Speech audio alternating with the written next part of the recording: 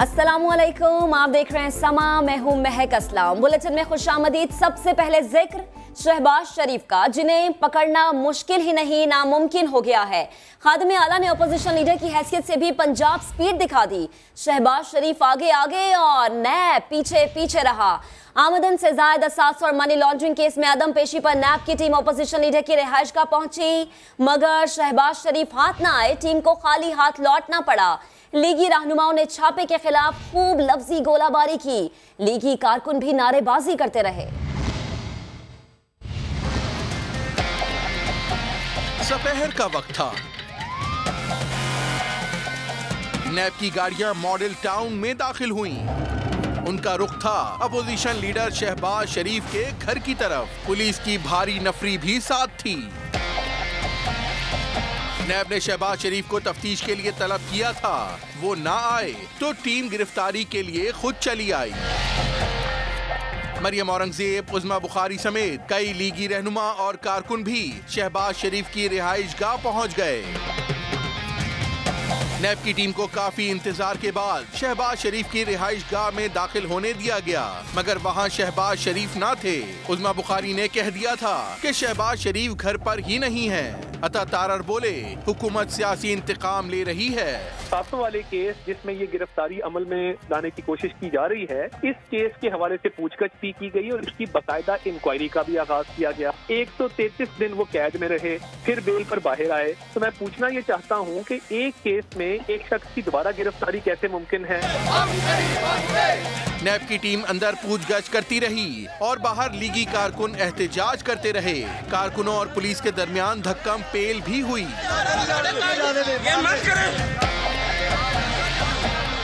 शहबाज शरीफ रूपोश हो गए या वाकई घर पर नहीं थे? उन्हें जमीन खा गई या आसमान निगल गया? नैब को कुछ मालूम ना हो सका। बहुत देर तक शहबाज शरीफ के घर में रहने के बाद नैब टीम खाली हाथ रवाना हो गई।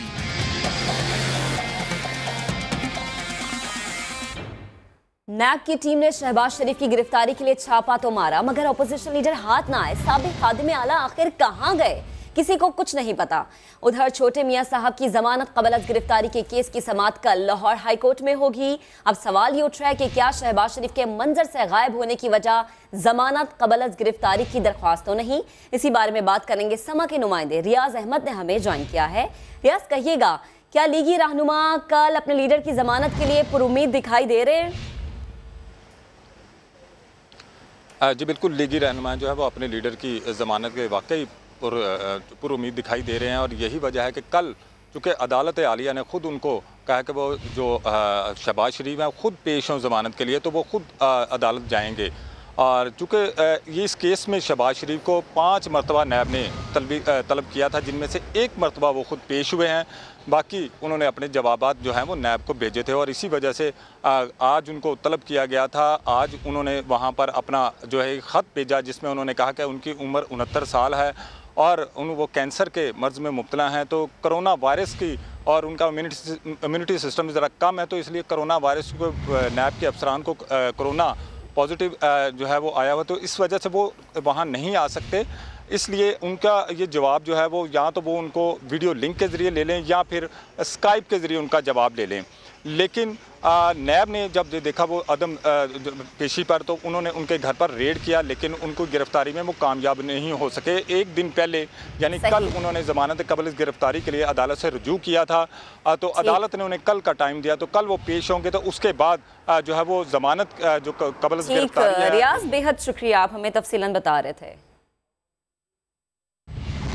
शहबाज शरीफ की गिरफ्तारी की कोशिश पर मतवालों ने चेयरमैन नैब के खिलाफ महाज गर्म कर दिया। मरियम औरंगजेब ने चेयरमैन नैब को तड़ी लगा दी। कहा, लीगी सदर को गिरफ्तार किया तो आवाम वजीर आजम की गिरफ्तारी के लिए बनी गाला जाएंगे। सवाल उठाया कि चीनी स्कैंडल में वजीर आजम और वजीर आला पंजाब को गिरफ्तार क्यों नहीं किया जाता। उन्होंने हुकूमती तर्जुमानों को भी आड़े हाथों लिया। चेयरमैन नैब कान खोल के सुन ले कि अगर नैब की टीम शहबाज शरीफ को गिरफ्तार करने आई है तो पाकिस्तान की अवाम बनी गाला इमरान खान को गिरफ्तार करने जाएगी, जिसने पाकिस्तान की अवाम की चीनी चोरी की है। जुर्रत है नैब चेयरमैन के अंदर, मैं चैलेंज करती हूँ नैब चेयरमैन को, अगर किसी किस्म का कानून नाफिज है इस वक्त मुल्क के अंदर तो करें गिरफ्तार इमरान खान को, करें गिरफ्तार चीनी चोर बुजदार वजीर आला को। आप लोगों के घरों की तलाशी लेते हैं, क्यों शहबाज शरीफ साहब भाग गए थे या शहबाज शरीफ साहब पेश नहीं हुए थे? चीनी चोरी रिपोर्ट नैब चेयरमैन नोटिस लेते हैं, वो नोटिस किधर जाता है? कोई हिकमत अमली नालायक नाअहल और चोर वजीर आजम के पास मौजूद नहीं। इतना नैब की यहाँ कार्रवाई हो रही है इमरान साहब के हुक्म के ऊपर, वो सब गैर आईनी और गैर कानूनी है। ये कंटेम्प्ट ऑफ कोर्ट है। कराए के टट्टू जो आप लोगों ने भर्ती किए हुए हैं, जो ब्रीफ केस लेकर पाकिस्तान आए हुए हैं, वो कराए के तर्जुमान लोटे और टट्टू जिनकी हर मिनट वफादारी बदलती है। आज आपने उनको लगाया हुआ है सियासी मुखालफिन के ऊपर झूठे इल्जामात लगाने के लिए। बुज़दिल आला जब से आए हैं कमरे से बाहर ही नहीं निकले। वज़ीर इत्तलात पंजाब फैयाजुल हसन चौहान कहते हैं कोरोना ने शहबाज शरीफ को बेनकाब कर दिया, आज साबित हो गया वो बुज़दिल आला है। नैब का और आले शरीफ और शहबाज शरीफ साहब का आपस का मामला है, पहली चीज। दूसरी चीज, साहब बहादुर फरमाते हैं 69 साल का हूँ, कैंसर का मरीज हूँ, इस वजह से जनाब मुझे तो माफी रखो, मुझे तो कोरोना वायरस से डर लगता है। इनको उलुओं की बहिश्त और अहमकों की जन्नत के मज़दाक किसी ने जनाब ये लारा लगा दिया कि कोरोना वायरस पाकिस्तान में इतना फैलेगा कि मौजूदा हुकूमत और वजीर आजम पाकिस्तान इमरान खान साहब मैनेज नहीं कर सकेंगे, फिर यहाँ पर कौमी हुकूमत बनेगी जनाब और आपके सर के ऊपर ताज सजा दिया जाएगा। ये बेवकूफ आदमी जनाब वहां से भागे हुए आए, आगे से आके देखा तो जनाब ये फौरन बैठ के क्वारंटाइन में। इंटरनेशनल लेवल पे कोरोना वायरस का क्वारंटाइन पीरियड है 14 दिन, इन्होंने 1400 दिनों का क्वारंटाइन पीरियड लिया हुआ है। जब से आए हैं ये अभी तक कमरे से बाहर नहीं निकल रहे। तो मैं ये समझता हूं कि कोरोना वायरस की वबा ने और कुछ नहीं किया ना पूरी दुनिया में, तो पाकिस्तान के ऊपर ये एहसान किया कि इस शहबाज शरीफ साहब को कम से कम बेनकाब कर दिया। और मैंने इनका नाम डाला था बुज़दिल आला, हकीकतन साबित हो गया और आज का दिन तो मोहर लग गई मेरे इस इल्जाम और मेरे इस लक़ब के ऊपर। मरियम औरंगजेब के बयान पर वजीर आज़म के मुआविन खुसूसी शहबाज गिल का रद्द-ए-अमल। पीटीआई रहनुमा कहते हैं कि जब इदारों से मुस्लिम लीग को रिलीफ मिलता है तो ये तालियां बजाते हैं और जब कार्रवाई होती है तो ये लोग इल्जाम तराशी पर उतर आते हैं। उनका मजीद क्या कहना था, ये सुनते हैं। आज आप लोगों ने मरियम औरंगजेब साहबा का बयान सुना जिसमें उन्होंने सर्कस का जिक्र किया। इनकी तरफ गौर से देखें तो वाकई पता चलता है कि ये सर्कस के किरदार हैं। इनको लगता है सर्कस अभी लगी हुई है। जब कोई कानून नाफिज करने वाला इदारा या एहतसाब का इदारा इनके खिलाफ कोई कार्रवाई करे तो इन्हें सर्कस याद आ जाती है। हालांकि सर्कस तब लगी हुई थी जब पापड़ वाला, समोसे वाला, मुश्ताक चीनी, जो लोग कभी पाकिस्तान से बाहर नहीं गए थे, वो बाहर से इनके नाम पर टीटियों में अरबों रुपए बेचते थे। सर्कस तब लगी थी जब हमजा शहबाज जो है वो लोगों से भत्ता लेते थे ये कहकर कि ये पार्टी फंड है, लेकिन अपने जाती अकाउंट में जमा कराते थे। तो आप सर्कस मत बचाइए, नैब एक आजाद अदारा है, उसको अपना काम करने दीजिए। और शेख रशीद गुज़श्ता महीनों में कई बार शहबाज शरीफ की गिरफ्तारी का दावा कर चुके हैं। उनका कहना था कि ईद के बाद बड़ी गिरफ्तारियां होंगी। उन्होंने मजीद क्या कहा था, आपको सुनवाते हैं। भाई नहीं जा रहे तो अच्छी बात है, वैसे भी तुम्हें कोई बाहर जाने नहीं देगा। छोटी ईद के बाद गिरफ्तारियां होंगी, मैं इस पे कायम है और दोनों तरफ होंगी। शहबाज शरीफ को कागजात लाने की इजाजत नहीं मिलेगी। शहबाज शरीफ अपना सॉफ्टवेयर ही बदले तो बच सकता है, वरना ये लॉकडाउन जो है शहबाज शरीफ के लिए लॉकअप का प्रोग्राम है। मेरा दोस्त खतरे में है, 31 जुलाई से पहले बहुत सारी गिरफ्तारियां हो सकती। कोई मशवरा नहीं दूंगा, पेश हो। वो कह रहा है कि मैं बड़ा बहादुर हूँ, सॉफ्टवेयर बदलने का अब टाइम नहीं। नैब आमदन से ज़ायद असासे बनाने और मनी लॉन्ड्रिंग के इल्जाम में शहबाज शरीफ की गिरफ्तारी के लिए कोशा है। लीगी रहनुमा पर इल्जामात है क्या, लाहौर से रियाज अहमद की रिपोर्ट में जानते हैं। शहबाज शरीफ के खिलाफ आमदन से जायद असासे बनाने का केस। नैब का दावा है कि 1998 से लेकर 2018 तक शहबाज शरीफ के असासों में अरबों रुपए का इजाफा हुआ। नैब ने साबिक वजीर आला पंजाब से बार्कले बैंक से 2005 से 2007 तक लिए गए कर्जों की तफसीलात मांग रखी हैं। शहबाज शरीफ से नैब ने ये भी पूछा है कि वो अपने खानदान को दिए गए और उनसे वसूल किए गए तहाइफ की तफसीलात बताएं। 2008 से 2019 तक ज़राई आमदन और मॉडल टाउन के घर को वज़ीर आला कैंप ऑफिस के तौर पर इस्तेमाल की तफसील भी मांगी गई है। शहबाज शरीफ पर इल्जाम है कि उन्होंने अपनी अहलिया नुसरत शहबाज और तहमीना दुरानी के नाम पर जायदादें बना रखी हैं। इन इल्जामात पर उनकी और उनके खानदान की 23 जायदादें फ्रीज हैं। जौहर टाउन में वाक़ 9 प्लॉट, मॉडल टाउन में 2 घर और डिफेंस में घर भी फ्रीज किए जा चुके हैं। पीर सुहावा में 1 कॉटेज और घर और चनियोट में 2 प्लॉट भी फ्रीज किए गए हैं। रियाज अहमद, समा, लाहौर। लाहौर में शहबाज शरीफ की गिरफ्तारी के लिए नैब टीम की आमद के मौके पर लीगी रहनुमा ख्वाजा इमरान नजीर ने भरपूर नारेबाजी की। धक्का लगने या चक्कर आने पर गिर गए, कारकुनान ने पानी पिलाया। ख्वाजा इमरान नजीर का ये जोश और जज्बा पहली बार नहीं देखा गया, मरियम नवाज की तकरीर के दौरान भी नजर आया था।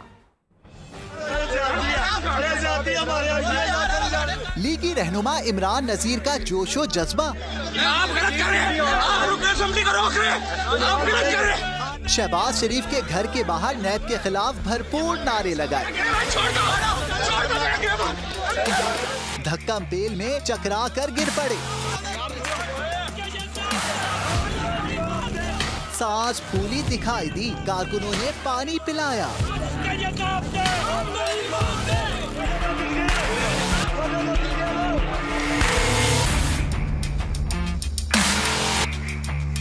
ख्वाजा इमरान नजीर का ये जोश पहले भी नजर आ चुका है। मोहब्बत करने वालियां मरियम नवाज की तकरीर के दौरान तो उनका जज्बा दीदनी होता था। हर जगह मरियम नवाज नजर आ रही है। मरियम नवाज के हर लफ्ज पर वालेहाना तालियां बजाते नजर आते थे, बात पूरी होने का इंतजार भी नहीं करते थे। दास्तान सुना रही है। मरियम नवाज के चेहरे पर नागवारी के तासुरात भी उन्हें रोक नहीं पाए थे।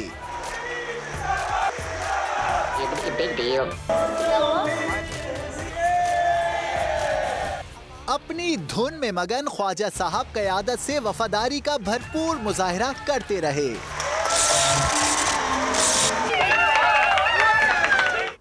आगे बढ़ते हैं। कोरोना से बचाव का हिफाजती सामान और सैनिटाइजर्स अब पाकिस्तान दूसरे मुल्कों को बरामद करेगा। वफाकी काबीना ने मंजूरी दे दी है।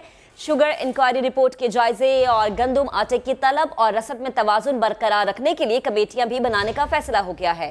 एहतसाब का अमल जारी रखने पर भी इत्तफाक किया गया। इस्लामाबाद से अब्बास शब्बीर अपनी रिपोर्ट के साथ। वज़ीर-ए-आज़म की ज़ेर सदारत विफाकी काबीना की तवील बैठक, सियासी, मुआशी और कोरोना सूरत हाल का जायजा। टिड्डी दल, PIA तैयारा हादसे और सूबों की जानिब से गंदम खरीदारी पर ब्रीफिंग। काबीना अरकान का गंदम स्कैंडल की रिपोर्ट का फ्रांसिक ऑडिट कराने का मुतालबा। शुगर इंक्वायरी रिपोर्ट का जायजा लेने और आटे की किल्लत से बचने के लिए कमेटियां बनाने का फैसला। एहतसाब का अमल जारी रखने पर इत्तेफाक भी कर लिया गया। वज़ीर-ए-आज़म का कराची में PIA तैयारा हादसे में जाँ बहक मुसाफिरों के लवाहिकीन से दिली ताज़ियत का इजहार। मुल्क से टिड्डी दल के खात्मे के लिए गैर रवायती इक़दामात और मकामी लोगों को मराहत देने पर जोर। काबीना ने कोरोना से हिफाजत के लिए मेड इन पाकिस्तान PPEs और सैनिटाइजर वगैरह की बरामद की मंजूरी दी। मुल्क की ज़रूरत के तहत किसी मुतल्लिका चीज़ की एक्सपोर्ट पर पाबंदी का अख्तियार बैनुल विज़ारती कमेटी को तफवीज़। काबीना ने कोरोना SOPs से मुताल्लिक NCC के फैसलों की तौसीक कर दी। यूटिलिटी स्टोर्स के हवाले से एसेंशियल सर्विसेज एक्ट 1952 के निफाज की मंजूरी। एशियाई तरक्याती बैंक को इस्लामाबाद में दफ्तर की तामीर की इजाजत। DG फाइनेंशियल मॉनिटरिंग यूनिट की रेपुटेशन पर तकर्रुरी। चेयरमैन नेशनल शिपिंग कॉरपोरेशन और MD गवर्नमेंट होल्डिंग लिमिटेड के तकर्रुर की मंजूरी भी दे दी गई। विफाकी काबीना की बैठक में नवाज शरीफ की ताज़ा तस्वीर पर तबसरे भी हुए। वज़ीर-ए-आज़म ने मुश्किल हालात में किफायतशारी से काम लेने पर जोर दिया। AC बंद करा दिए, बगैर खाए पिए 5.5 घंटे इजलास पर वज़रा ने भी रियायत बरतने की दुहाई दे दी। इजलास की अंदरूनी कहानी इस्लामाबाद से तैयार करदा रिपोर्ट में देखिए। कोरोना से बचाव के SOPs पर सख्ती से अमल के साथ वफाकी काबीना की आम बैठक। साबिक वज़ीर-ए-आज़म नवाज शरीफ की लंदन के कैफे की तस्वीर का तस्करा। वज़रा का कहना था कि मुल्क का बेड़ा गर्क करने वाले मियां साहब बीमारी के बहाने बाहर गए और वहां सैर सपाटे कर रहे हैं। वज़ीर-ए-आज़म इमरान खान बोले, ऐसे लोगों को तो शर्म भी नहीं आती। वज़ीर-ए-आज़म की मुश्किल हालात में किफायतशारी अपनाने की हिदायत। इजलास के दौरान AC भी बंद करा दिए। किसी खातिर तवाज़ो के बगैर 5.5 घंटे तवील बैठक पर कुछ वज़रा का हंसते हुए शिकवा। बोले, खान साहब ना AC चल रहा है ना खाने को कुछ, थोड़ी तो रियायत करें। अब्बास शबीर, समा, इस्लामाबाद। जबकि विफाकी वजीर रेलवे शेख रशीद ने कहा है कि 1985 से तमाम शुगर मिल्स को सब्सिडी चीनी की बरामदात की तहकीकात होंगी। विफाकी काबीना ने अहम फैसला कर लिया है। सिर्फ शहबाज शरीफ ही नहीं, सलमान शहबाज को भी पकड़कर लाया जाएगा। और ये केसेस जो है आज इससे बड़ा फैसला हो गया कैबिनेट में कि 1985 से तमाम शुगर मिलें जितनी लगी है और जितनी शुगर एक्सपोर्ट हुई है, जितनी सब्सिडी ली है, उसके खिलाफ जो बात मैं कहता था आज कैबिनेट ने मंजूर कर दी है। FIA, FBR, CBA, security exchange, state bank, तमाम एजेंसियां उनके गिर्द घेरा तंग करेंगी, उन्हें कानून की अदालत में पेश करेंगी, तमाम शुगर मिल माफिया का। और ये भी फैसला किया गया कि फ्लोरिंग वालों के खिलाफ भी कार्रवाई की। मैंने तो ये सारी बातें पहले कह चुका हूँ, किसी और आदमी से ले ले। मैंने तो पहले दिन जिस दिन वो आया मैंने कहा गलती की। इसने सोचा लाशों के ढेर होंगे, इसने सोचा कब्रें कम पड़ जाएंगी, इसने सोचा कि जनाब वाली लोग सड़कों पे निकल आएंगे, इसने समझा कि वही सूरत हाल हो जाएगी कि जो ये अपने आप को हीरो बनाएगा वो जीरो हो गया। अब जो मर्जी कर ले, जो मर्जी कर ले, लेकिन जी का जाना ठहर गया है। आगे बढ़ते हैं। सदर मुमलिकत डॉक्टर आरिफ अलवी का कहना है कि शुगर माफिया का मामला मंतकी अंजाम तक जाना चाहिए। शुगर माफिया ने हमेशा इस्तेहसाल किया, उन्हें जब भी सब्सिडी दी गई इन लोगों ने फायदा नीचे तक नहीं जाने दिया। समा के प्रोग्राम नदीम मलिक लाइव में ये भी बता दिया कि माजी में वो भी शुगर माफिया के खिलाफ एहतजाज कर चुके हैं।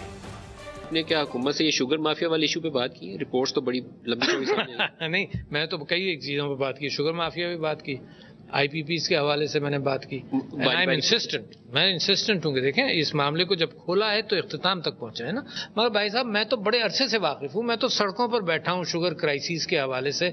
जब हुकूमत इनको सब्सिडी देती थी और मिल ओनर्स नीचे नहीं देते थे तो मैं तो बड़े प्रोटेस्ट किए, कराची शहर में किया है, हैदराबाद में किया है, टंडोजाम में किया है, यू नेम इट। मैं 3 4 5 प्रोटेस्ट में पिछले सालों में बैठा हूँ। तो शुगर माफिया जो है ये एक्सप्लॉइट हमेशा करती रही and that is a link of the sugar mafia with the governing mafia. आप ये देख लीजिए कि सारी पार्टीज के लोग गवर्नमेंट में भी होते थे और शुगर लॉबी में भी होते थे। इलेक्शन कमीशन ने स्क्रूटनी कमेटी को PTI फॉरेन फंडिंग केस की कार्रवाई जल्द मुकम्मल करने की हिदायत कर दी है। धमकियां मिलने से मुताल्लिक अकबर एस बाबर, जबकि स्क्रूटनी कमेटी की कार्रवाई पब्लिक करने की तहरीक इंसाफ की दरखास्तों पर फैसला 30 जून तक महफूज कर लिया गया। इस्लामाबाद से उस्मान खान की रिपोर्ट। इलेक्शन कमीशन में PTI foreign funding case. Chief election commissioner Sikandar Sultan Raja की सरबराही में 5 रुकनी कमेटी ने समाअत की। एहसन इकबाल के वकील का PTI के अकाउंट्स की तहकीकात के लिए दीगर इदारों से मदद लेने का मुतालिबा।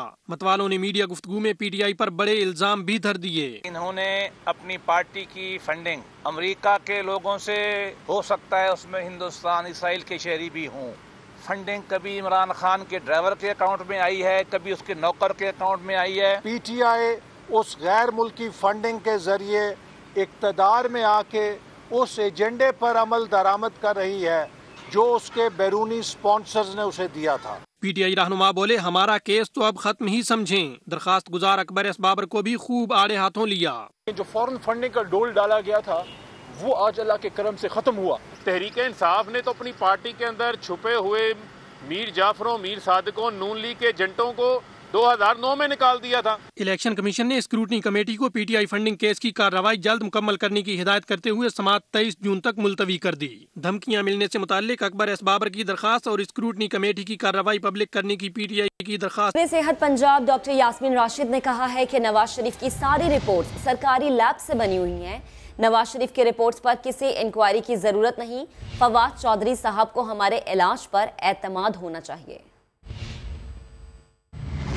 ने कहा है कि नवाज शरीफ की डिटेल्स जो है एग्जामिनेशन होनी चाहिए, उनकी रिपोर्ट तैयार होनी चाहिए और ट्रीटमेंट। मेरा ख्याल है सबसे बड़ी ये बात है कि एक तो मैं फवाद साहब से कहती हूँ कि कुछ भी हो तो हमारे पे उनको एतमाद होना चाहिए। सारी रिपोर्टें यहाँ जब थी वो या तो ये करा था सिम्स की अपनी लेबॉर्ट्री करती थी, अंडर क्लोज मॉनिटरिंग होती थी, सारी रिपोर्ट्स मैं भी देखती थी, बाकी डॉक्टर्स भी देखते थे और उन्हीं रिपोर्ट्स के बेसिस पे ट्रीटमेंट हुआ। After all he was diagnosed as thrombocytopenia purpura, फिर उसके बाद आपके सामने ट्रीटमेंट उसी के मुताबिक हुआ।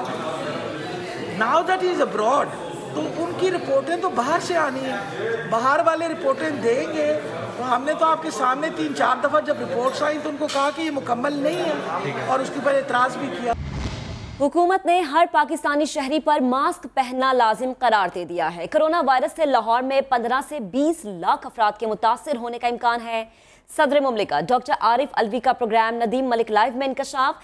कहते हैं 50 साल से ज्यादा उम्र के लोगों की जानों को खतरा है, बुजुर्ग अफराद लाजमी मास्क पहने। अगर एक की तशखीस होती है तो 10 या 20 उसके अलावा माशरे में हैं जिनके सिम्टम्स नहीं डेवलप हुए। रिसर्च का जिक्र आया जो पंजाब ने की, जिसमें उन्होंने सैंपल और स्मार्ट टेस्टिंग की। 15 मई की ये दस्तखतशुदा रिपोर्ट है, तो इसका मतलब ये 10 मई को मुकम्मल हुई होगी अप्रॉक्सीमेटली। तो 10 मई को 6,70,000 उनका तखमीना था, प्लस माइनस 50,000 कर लीजिए, और इसकी डबलिंग रेट 15 दिन है तकरीबन। तो इसका मतलब ये कि इस वक्त लाहौर में इस बात का इम्कान है कि 15-20 लाख लोग एक्सपोज हों। एक तरफ एक कैफियत है ख़तरे की जिसकी मैं आपसे घंटी बजाऊंगा और आप भी बजा ही रहे हैं मुसलसल। अमवात रिकॉर्डेड हैं, इसका मतलब ये कि इसका शरह अमवात पाकिस्तान में 0.03 है। और बुजुर्ग क्योंकि ख़तरा ज़्यादा है, उनको जान का ख़तरा ज़्यादा है, तो लिहाजा बुजुर्गों के लिए बेइंतहा ज़रूरी है कि SOPs फॉलो करें। हुकूमत ने एक अच्छी बात ये कर दी अब कि सब लोगों के ऊपर पब्लिक प्लेसेस में मास्क का पहनना कंपलसरी कर दिया। और मुझे नहीं मालूम नदीम मलिक साहब कि ये 2 महीने चलेगा क्राइसिस, 3 महीने चलेगा, कुछ लोग कहते हैं कि साल भर चले। हमें रहना पड़ेगा कोविड को मद्देनज़र रखते हुए अपने ज़िंदगी के मामूलात को शुरू करना पड़ेगा। हुकूमत सिंध ने 2.5 माह से ज्यादा अरसे के बाद पब्लिक ट्रांसपोर्ट चलाने की इजाजत दे दी है। लोकल बस सर्विस के साथ ऑनलाइन ट्रांसपोर्ट भी कल से सड़कों पर नजर आएगी। SOPs की खिलाफ वर्जी पर गाड़ियां बंद कर दी जाएंगी। संजय साधवानी अपनी रिपोर्ट के साथ। चमकती दमकती आलमी शोहरत याफ्ता W11 हो या कराची की खटारा बस, अब सबके पहिए चलेंगे। 2.5 महीने से बेरोजगार बैठे ट्रांसपोर्टर्स घुटने टेकने पर मजबूर हो गए। सीट बाय सीट गाड़ियां न चलाने पर रजामंदी के बाद वजीर ट्रांसपोर्ट सिंध उवैस कादिर शाह ने अंदरूने शहर बस सर्विस बहाल करने की इजाजत दे दी। इंशाल्लाह कल सुबह से कराची में ट्रांसपोर्ट, इंट्रा सिटी ट्रांसपोर्ट, जो कराची शहर की ट्रांसपोर्ट है, उसका ऐलान करते हैं कि वो कल से इंशाल्लाह कराची में स्टार्ट हो जाएगी, बशमूल ऑनलाइन सर्विसेज के। ऑनलाइन सर्विसेज में नाम नहीं लूंगा, इसमें सब सर्विसेज आ जाती हैं। साथ ही खबरदार किया कि SOPs की खिलाफ वर्दी पर गाड़ियों की पकड़ धकड़ होगी। SOPs पर अमल दरामद के लिए मॉनिटरिंग और इंस्पेक्शन टीम भी बना दी गई है। आज मीटिंग इसलिए ट्रांसपोर्टर्स को सबको बुलाया गया था और मीटिंग तफसीली इसलिए हुई कि SOPs पे इम्प्लीमेंट करवाना लाजमी है। हुकूमत सिंध ने ऑनलाइन ट्रांसपोर्ट को भी मशरूत इजाजत देते हुए पाबंद किया है कि AC चलेगा तो एक मुसाफिर को फासले से बिठाना होगा, बसूरत दीगर सीट बाय सीट इजाजत होगी। इसी तरह ऑनलाइन टैक्सी में 2 से ज्यादा अफराद नहीं बैठेंगे, सिर्फ इमरजेंसी में तीसरा मुसाफिर बिठाने की इजाजत होगी। संजय साधवानी, समा, कराची। सिंध हुकूमत ने कराची में पब्लिक ट्रांसपोर्ट कल से चलाने की इजाजत दे दी, मगर 2.5 माह से बेरोजगार बैठे ट्रांसपोर्टर से रहा न गया। आज ऐलान होते ही गाड़ियां सड़कों पर दौड़ा दी। कराची ट्रांसपोर्ट इत्तेहाद के सदर इरशाद बुखारी ने SOPs पर अमल दरामद का यकीन दिला दिया। खुर्शीद आलम की रिपोर्ट में जानिए।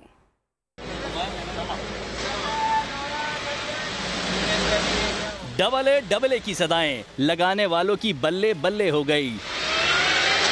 2.5 माह बाद कराची की सड़कों पर मुसाफिर बसें चल पड़ी। मंजिल पर पहुंचने को बेताब शहरियों की परेशानी तो दूर हुई, रोजगार बहाल होने पर कंडक्टर्स और ड्राइवर्स ने भी सुख का सांस लिया। हम लोग यही दुआ कर रहे हैं कि या अल्लाह ये निज़ाम चल जाए और हमारा रोजगार लगा रहे। खुश है, बस ठीक है, चल गए। रिक्शे के भारी किरायों से शहरियों की भी जान छूट जाएगी।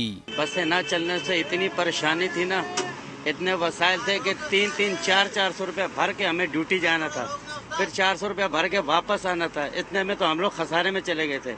हम तो सैयद मुराद अली शाह और वज़ीर-ए-आज़म इमरान खान का शुक्रिया अदा करते हैं जिसने ये पब्लिक ट्रांसपोर्ट चला के ये आवाम के लिए आसानी पैदा की। कराची ट्रांसपोर्ट इत्तेहाद के सदर इरशाद बुखारी ने हुकूमत का शुक्रिया अदा करते हुए SOPs पर सख्ती से अमल दरामद का यकीन दिलाया। मैं खुदा का भी शुक्र अदा करता हूँ कि अल्लाह ताला ने हुकूमत सिंध को भी कामयाबी अदा की। हम अपने ड्राइवर कंडक्टर को मास्क और ग्लव्स, जो दस्ताने भी उर्दू में कहा जाता है, वो पहनाएंगे। सैनिटाइजर जो दवाई मलनी होती है हाथों पे, वो मलेंगे। कराची में पब्लिक ट्रांसपोर्ट के शोबे से 50,000 घरानों का रोजगार वाबस्ता है। उम्मीद है कि मुसाफिर और ट्रांसपोर्टर्स भी SOPs का ख्याल रखेंगे। कैमरामैन शाहिद बलोच के साथ खुर्शीद आलम, समा, कराची। आगे बढ़ते हैं। वजीर आजम की जानिब से तामीराती शोबा खोलने के ऐलान के बावजूद सिंध में NOC देने वाले इदारे बंद पड़े हैं। आबाद के चेयरमैन मोहसिन शेखानी कहते हैं SBCA ने मंसूबों की मंजूरी रोकी हुई है। NOC का मामला जल्द हल ना हुआ तो सूबे के लिए नुकसानदेह साबित होगा।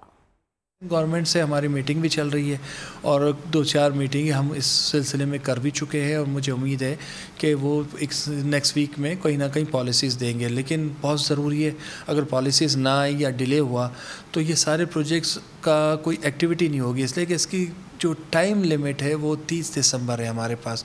इसमें लैंड भी लेनी है, इसमें प्लानिंग भी करनी है, इसमें अप्रूवल्स भी लेने। अभी हम उन अप्रूवल्स की बात कर रहे हैं जो पेंडिंग पड़े हुए हैं। तकरीबन 300-250 प्रोजेक्ट्स ऐसे हैं, 200-250 प्रोजेक्ट हमारे पास पेंडिंग में अभी सिंध बिल्डिंग कंट्रोल में हमारे पास हैं, जो हम चाहते हैं कि ये एक्टिविटी जो नॉर्मल रूटीन वाली है वो शुरू हो जाए। उसके बाद नए प्रोजेक्ट्स आने हैं regarding to low cost housing.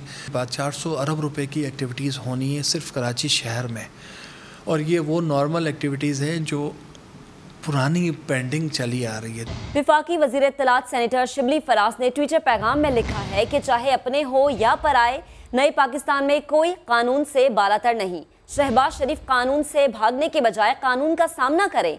नून लीगी रहनुमाओं को मशवरा है कि कानून के रास्ते में रुकावटें डालकर शरीके जुर्म ना बने। तो आपको अपडेट कर रहे हैं कि विफाकी वज़ीर इत्तलात सेनेटर शिबली फराज ने समाजी राबते की वेबसाइट ट्विटर का इस्तेमाल करते हुए लिखा है कि चाहे अपने हो या पराए, नए पाकिस्तान में कोई भी कानून से बालातर नहीं है। अब तक के लिए इतना ही। एक ब्रेक के बाद हाजिर होंगे हेडलाइंस के साथ। आप देखते रहिए समा।